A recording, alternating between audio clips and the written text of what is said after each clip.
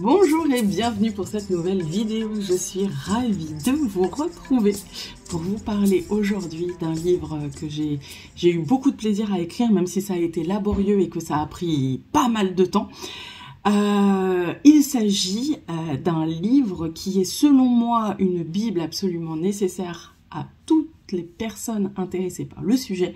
Il s'agit de Conjurer le mal. Voilà, comme il est indiqué sur la couverture, cibler le mal sans libérer, sans protéger grâce à l'occultisme chrétien.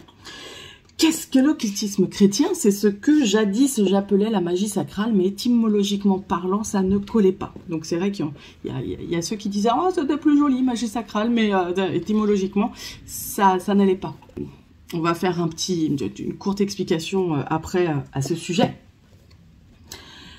Si donc vous êtes intéressé par ça, que ça ne vous dérange pas, et que vous vous dites « Oh, ça, je prends », vous allez lire la théorie au début, vous allez peut-être vous dire « Ah, il y a des concepts qui m'échappent un petit peu, etc. J'aimerais aller plus loin. » Voilà. Parce que conjurer le mal se suffit amplement à lui-même. Vraiment. Mais si vous avez envie d'aller plus loin, et vraiment d'aller plus loin, plus haut, vers Dieu, vous avez ce livre-là qui va vous aider. Et notamment, si vous voulez pratiquer les exorcismes dont je parle dans ce livre, vous serez obligé de passer par cette case-là. Si vous n'avez pas la science qui est dans ce livre-là. Voilà. Donc, revenons dans le vif du sujet, c'est-à-dire la conjuration du mal et le contenu de ce livre.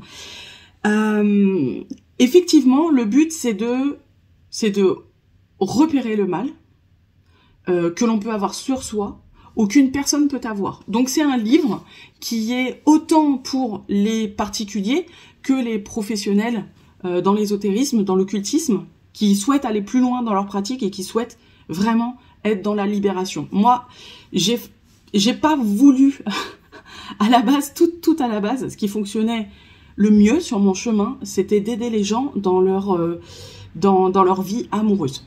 J'étais, on peut dire, spécialisée là-dedans. Je vous parle de ça, c'était il y a 10 ans. Et finalement, au fur et à mesure des épreuves aussi envoyées par Dieu, de tout ce qui s'est passé dans ma vie, je me suis naturellement spécialisée dans la libération. Donc c'est vraiment quelque chose que je fais tous les jours. Ça fait partie de mon quotidien. Donc ce que j'ai mis dans ce livre, c'est autant mon expérience d'apprentissage que mon expérience professionnelle. Donc, il y a à peu près 20 ans d'expérience là-dedans. Donc, on va aller directement dans la table des matières pour voir de quoi il s'agit donc. Alors, vous allez voir que c'est un livre qui est très complet. J'ai vraiment tout mis. Hein. J'ai vraiment mis même des exemples de ce que j'ai pu traiter, en fait. Donc, vous verrez, ce sera dans les parties, il y a des parties grisées, attends, on le voit pas très bien, voilà, là il y a une partie grisée, et en fait, à chaque mot répertorié dans des familles répertoriées dans des parties, vous aurez systématiquement un exemple, les symptômes, comment s'en délivrer et le temps de convalescence, plus bien sûr une explication la plus complète possible du mal, de ce que c'est ce mal et pourquoi il est là et comment on l'attrape, etc. Donc, vous avez la nécessité de cibler le mal, de savoir quel mal est là en fait, parce que sinon... Comment faire? On peut pas faire au petit bonheur la chance. Oh, bah, fais cette neuvaine, fais ce rituel. Il est très important de cibler le mal, de savoir exactement ce qu'il y a. Et vous avez bien sûr plusieurs possibilités qui sont selon vos capacités personnelles. Donc, soit vous avez le pendule, les cartes, peut-être des flashs, vous entendez des choses. Donc, la clairvoyance, la clairaudience. Voilà, enfin, j'en parle, vous allez le voir dans la table des matières. Mais si il n'y a rien de tout ça, que vous connaissez personne, que vous n'avez pas ces dons-là, pas de capacité médiumnique ou de voyance, et que vous ne connaissez personne de confiance, je vous ai fait, dans ce livre, je vous ai inclus ce que j'ai appelé l'oracle saint. Alors attention, hein, c'est pas grand-chose, et c'est là qu'on voit à quel point la divination demande à la base très peu de choses. Là, c'est juste pour vous dépanner, parce que je l'ai mis au cas où, parce que je pense aussi aux personnes qui n'ont rien, qui sont complètement lancées dans cet univers, et qui vous êtes accompagnés. C'est un livre qui vous tient véritablement par la main. Donc, je vous ai fait des petites cartes comme ça qui sont à découper. C'est des symboles de base, hein, d'accord? Vous avez plusieurs symboles. Et vous avez en début de livre, dans le chapitre de l'oracle saint, qui est dans la partie cibler le mal, la présentation de l'oracle, comment il fonctionne, comment vous allez l'utiliser, et puis comment l'interpréter. Donc vous avez tout un tableau, et par exemple si vous êtes tombé sur le pic, comme on voit dans les cartes, vous voyez que c'est la poisse. En fait, c'est la poisse que vous avez, c'est pas autre chose. Et vous avez juste à côté la page 117.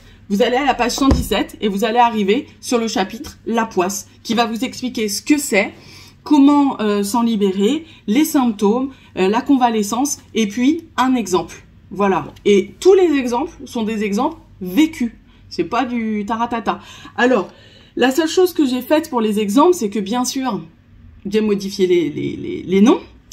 Tous les noms sont soit Jules, Julie, Madame Dupuis, Monsieur Dupont. Vous voyez à quel point en fait il est complet. Et il répertorie tous les mots spirituels.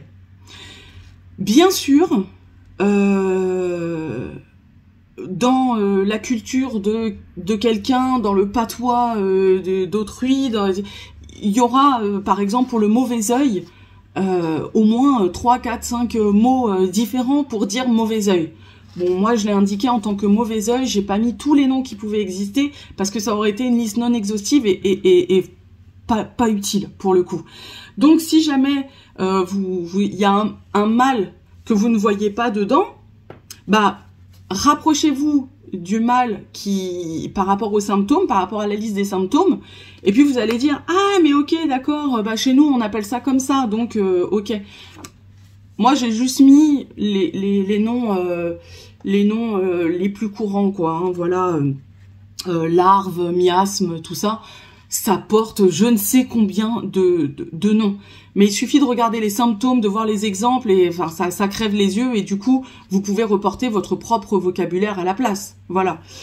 Il n'y a que pour les obsessions que j'ai mis le vocabulaire de Allan Kardec avec entre parenthèses le vocabulaire de l'Église, parce que c'est quelque chose enfin, c'est pas commun, mais je veux dire dans l'occultisme, ça l'est, pour les occultistes en tout cas, et ça permet de faire le rapprochement, parce que bah, certains sont plutôt dans le mood d'église, d'autres dans le mood Allan Kardec, ne connaissent pas le vocabulaire qui va avec, et là, c'est la seule exception que j'ai fait sur deux chapitres, je crois, 2-3 chapitres. Donc, excusez-moi, non, attendez, avant de rentrer dans la table des matières, je voudrais vous dire quelque chose de très important. C'est que tout ce qui est dans ce livre, donc, comme je vous ai dit, hein, c'est du véridique, c'est basé sur mon expérience, mais vous avez donc à la fin une masse importante de prières, de rituels, et quand dans les chapitres, je vous dis voilà, comment s'en libérer, je vous dis récitez telle prière, faites tel rituel, et puis ensuite faites ceci, cela. Bah, en fait, après, c'est à vous d'aller dans la table des matières et de checker qu'est-ce que je vous ai conseillé. Je vous ai pas remis systématiquement dans chaque chapitre ce qu'il fallait faire, parce que le livre n'en aurait pas fini, ça aurait fait énormément de doublons. Donc, je vous ai mis les titres exacts, et c'est à vous d'aller chercher dans les titres exacts ce dont vous aurez besoin pour faire votre libération, ou celle de votre patient si vous êtes professionnel. Alors. Donc, dans la table des matières, vous avez bien sûr un avertissement. Je vous explique en fait comment utiliser ce livre. Voilà. Et pareil pour les rituels, vous verrez, je vous ai mis adaptation exceptionnelle. C'est que je vous demande de ne pas modifier ce que je vous propose, puisque c'est quelque chose qui fonctionne absolument et que enfin, c'est comme ça que je l'utilise et pas autrement.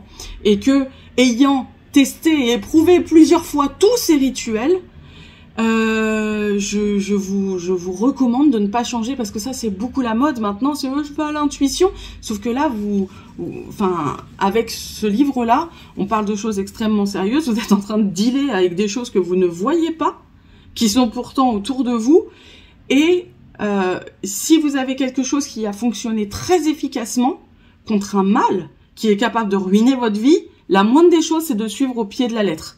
C'est de faire confiance à l'auteur. Je sais qu'aujourd'hui, vraiment, c'est oui, oh, c'est un peu comme ci, comme ça.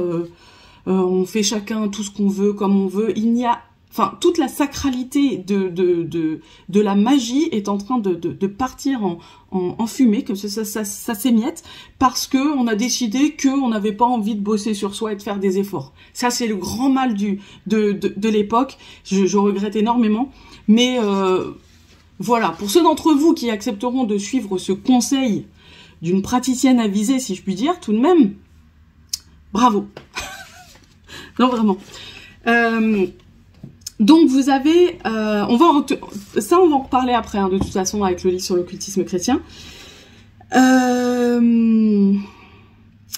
Donc vous avez le préambule. Qu'est-ce que le mal de l'existence du diable est remise en question. Donc vous avez 3 parties où je vous explique ce qu'est le mal, sans bien sûr que ce soit une vérité absolue. Toutefois, vous allez voir que ça fait sens et que avec ce premier savoir, ça va débloquer déjà beaucoup de choses dans votre tête, sûrement. Parfois, il suffit pas de grand-chose. Il y a énormément de paranoïa. On est toujours persuadé que les gens nous veulent du mal, qu'on est en train de nous pourrir la vie, on est toujours persuadé d'avoir du mal sur soi, etc. Et bien sûr, ça fait partie de l'auto-envoûtement, on en parlera plus tard. Mais à partir du moment où on comprend le mal, philosophiquement parlant, si je puis dire, il y a déjà des choses qui commencent à se régler. Alors bien sûr, hein, ça, des exorcismes, j'en ai fait, des désenvoûtements vraiment très très forts, j'en ai fait aussi. Et parfois, on est face vraiment à des choses qui sont, entre guillemets, incroyables, mais c'est très rare. C'est très rare. Les personnes réellement...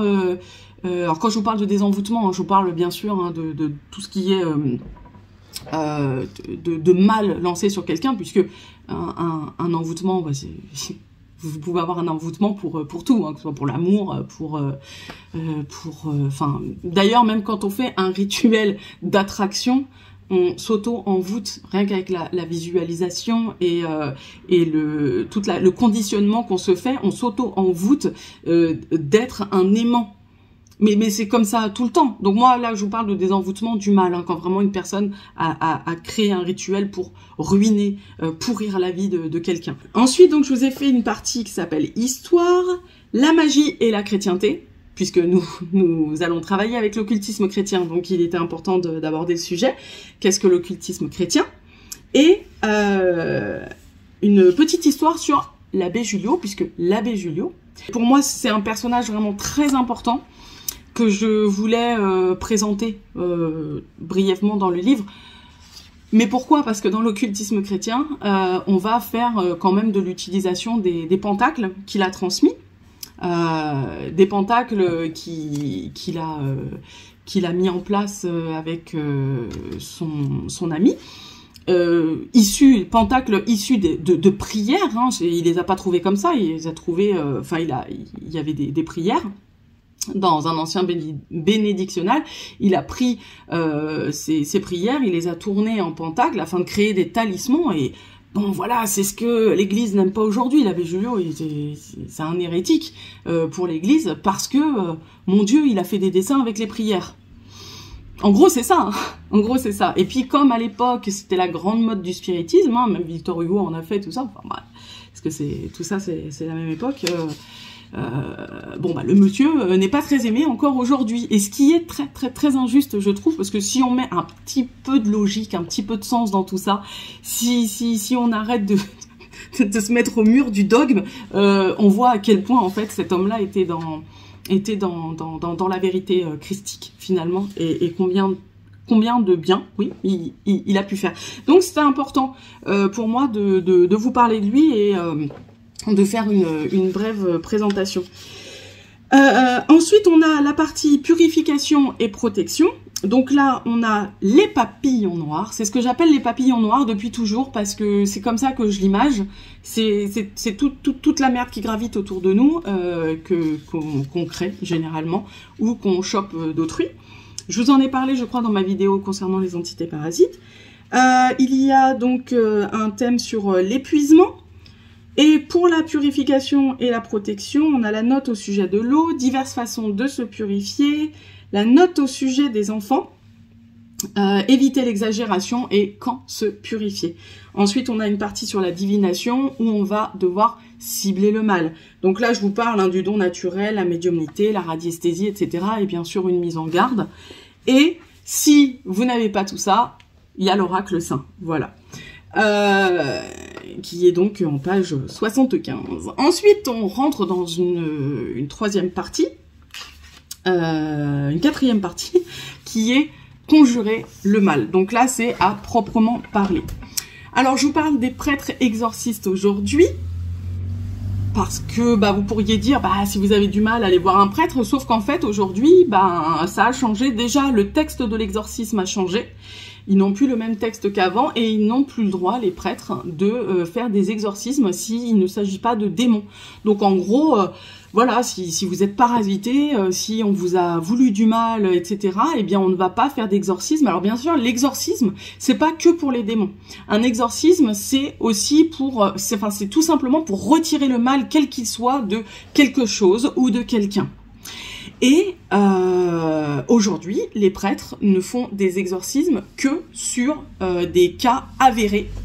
Donc il faut que ce soit vérifié, etc. Machin, c'est hyper long, de personnes réellement possédées par le démon. Donc plusieurs fois, j'ai... c'était il y a des années, je disais, allez voir un prêtre, parce que là, c'est vrai que c'est assez hardcore, tout ça, machin. Et à chaque fois, les personnes revenaient vers moi en me disant, on m'a filé une bouteille d'eau bénite, une bouteille d'eau avec une prière qu'on m'a fait sur la tête, et puis prions ensemble en fait, notre Père qui est aux cieux, etc.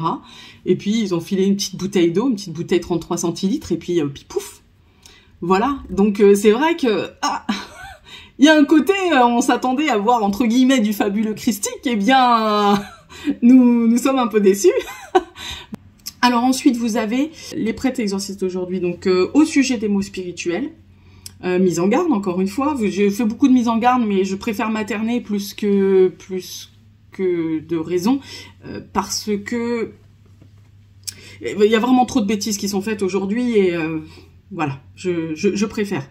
Les effets secondaires de la libération, donc ça, ce sont des choses qui sont nécessaires à savoir. C'est-à-dire que quand vous allez faire une libération, vous allez souffrir, ça va être pire qu'avant. Mais ça va durer 2 jours, 4 jours, gros maximum. Si ça dure, c'est pas normal. Mais très généralement, c'est ça. Quand je vous dis vous allez souffrir, c'est des petits mots, c'est pas grand chose, mais c'est vrai que ça peut, si vous travaillez tout ça, moi je conseille toujours vraiment de prendre un congé ou quoi, parce que pour les gros cas, parce que ça pompe quand même de l'énergie. Et puis je vous ai fait comment ça s'appelle, un formulaire de établir le profil psychologique. Donc ça, c'est pour le particulier ou pour le professionnel, afin de voir si la personne, tout ce qu'elle dit de ses symptômes, ce serait pas éventuellement des troubles psychologiques, et on serait passé à côté, ou psychiatriques même. Et dans ce cas-là, voilà, vous verrez, vous aurez le résultat. Donc je vous ai fait tout un questionnaire, voilà, c'est ça ce que je voulais dire, un questionnaire. Et s'il y a tant de réponses, voilà, il faut rediriger la personne vers un psychologue et le faire avec le plus de tact possible, parce que c'est hyper important. Peut-être en disant, ben voilà, je suis toujours là à côté si vous avez besoin de parler, mais là, il faut vraiment que vous alliez voir quelqu'un, parce que votre mal n'est pas un mal occulte.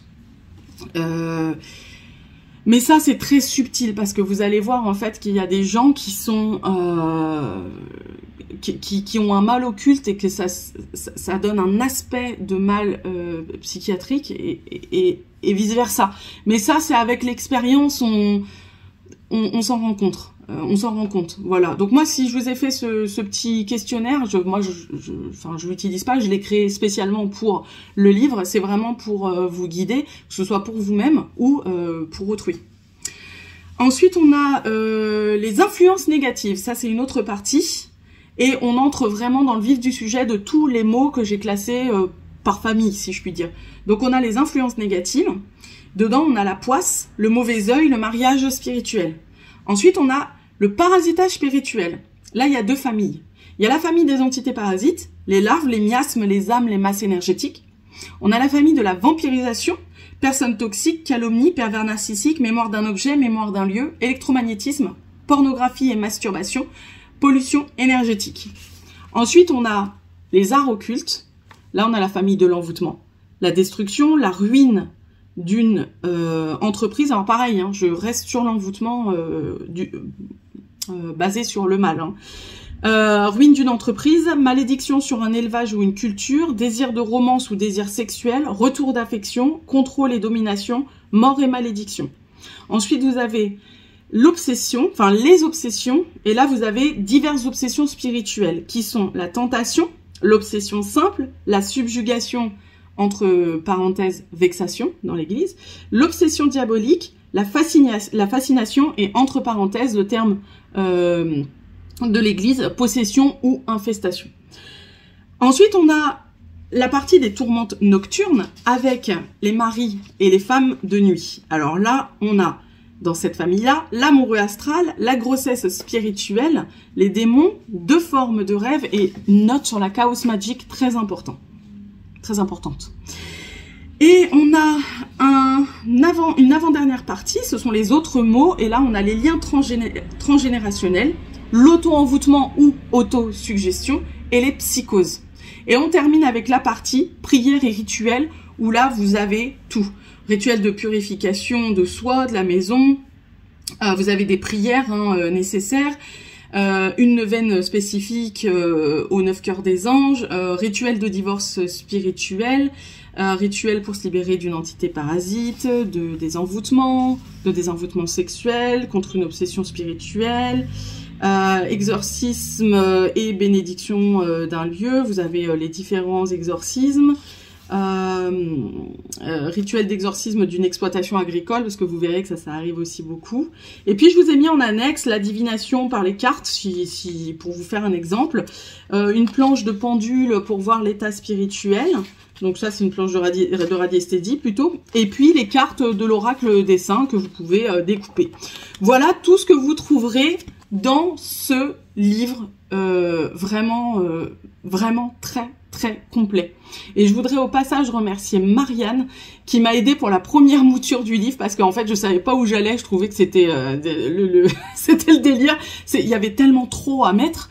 Et voilà, avec quelques petites indications, ça m'a permis de pouvoir savoir ce que je devais plus développer, etc. Et puis aussi un grand merci à mon mari Julien, puisque il m'a aidé lui dans la mise en page, parce qu'au début c'était extrêmement moche. Et ben ça se tient mieux, voilà. Donc ça fait un très joli résultat. Donc si donc au début, par rapport avec la théorie, je ne sais plus parler, concernant la théorie, s'il y a des concepts qui vous échappent, eh bien vous avez la possibilité de vous procurer le livre L'occultisme chrétien. Ça vous explique tout ce que c'est. Ça vous explique des règles de sagesse qui vont vous aider également à vous protéger du mal, à mieux le comprendre, à vous en libérer ou à en libérer autrui. Disons que ça va plus loin puisqu'on est également dans la compréhension du Saint-Esprit et de ses 7 dons, de l'art de prier absolument nécessaire qui va avec la conjuration du mal. Tout est dans une base de sagesse et d'ancrage dans sa foi, etc. Donc si conjurer le mal vous intéresse et que vous êtes particulier, que vous croyez déjà en Dieu, il y a moyen que ça fonctionne sans aucun problème. Mais si vous sentez que vous avez besoin d'aller plus loin, n'hésitez pas à vous intéresser à l'occultisme chrétien. Et pour les professionnels, je vous recommande vraiment de lire celui-là et l'autre pour être vraiment dans le, comment dire, j'ai envie de dire dans le bain, mais c'est pas exactement ce que je veux dire, mais vraiment de vous imprégner de tout le concept de sagesse qui va avec, de force mentale, d'esprit, etc. Puisque face au mal, en fait, vous prenez autorité face au mal, cette autorité léguée par Jésus, par sa victoire sur la croix, puisque il a pardonné à ses bourreaux. Et clairement, il a, par ce sacrifice, défait tout le mal.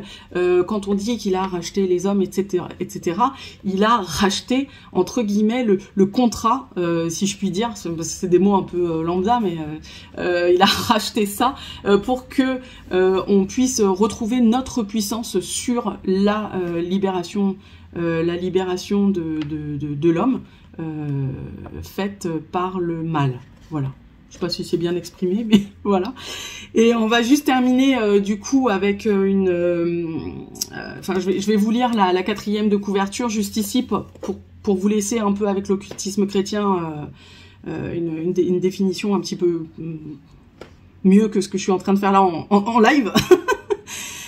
Donc j'explique que l'occultisme chrétien est la croissance. L'occultisme chrétien est la croyance en des forces occultes issues de la chrétienté. Si le mot occulte, qui veut dire caché, secret, effraie bien des chrétiens quant aux dangers liés au mystère qui accompagnent les nombreuses pratiques, force est de constater que dans la chrétienté, il existe pourtant bel et bien un occultisme. Ne prie-t-on pas des anges, des archanges, des chérubins, des séraphins que nous n'avons jamais vus? N'utilise-t-on pas la prière comme dialogue avec un Dieu trinitaire? Ne mangeons-nous pas le corps de son Fils à chaque messe? Ne faisons-nous pas usage de symboles sur nos médailles et cartes de prière comme la croix, le cœur, la flamme, l'étoile et même le pentagramme? Ne sommes-nous pas occultistes en usant de supports de prière comme les bougies, l'encens, les symboles afin de ritualiser de 1000 façons à la gloire de Dieu pour une demande spécifique? Voilà. Et ça va peut-être réconcilier... Parce que je dois vous faire une vidéo là-dessus, je sais que c'est très demandé, c'est concernant le christopaganisme, qui n'a pas bonne presse, mais voilà, enfin, vous vous réappropriez, je dirais, la puissance de Jésus et ce qu'il a donné, vous vous réappropriez des mythes, des rites païens qui se sont transformés ou qui ont été transformés en rites chrétiens. Enfin, rien n'a changé. C'est juste, ce sont juste des mots finalement. Jésus est finalement un Dieu comme les autres, si vous regardez, mais un Dieu d'une puissance absolument extraordinaire, et notamment quand vous en appelez à son précieux sang. Donc moi, j'ai une vision chrétienne effectivement occulte qui se marie à merveille et sans que j'ai jamais eu aucun problème avec le paganisme. Voilà, donc on en parlera dans une prochaine vidéo. Je vous embrasse bien fort. Et puis, juste, si vous souhaitez vous procurer les livres, ils sont disponibles pour le moment sur Amazon. Ils sont également dans certaines librairies de France. Si ça n'est pas dans votre librairie, bah, n'hésitez pas à convaincre votre libraire de le mettre en rayon. Il est commandable sur Dilicom. Voilà, c'est tout à fait possible pour lui de le commander. Je vous remercie pour votre attention, je vous embrasse bien fort et je vous dis donc à bientôt pour une prochaine vidéo. Ciao!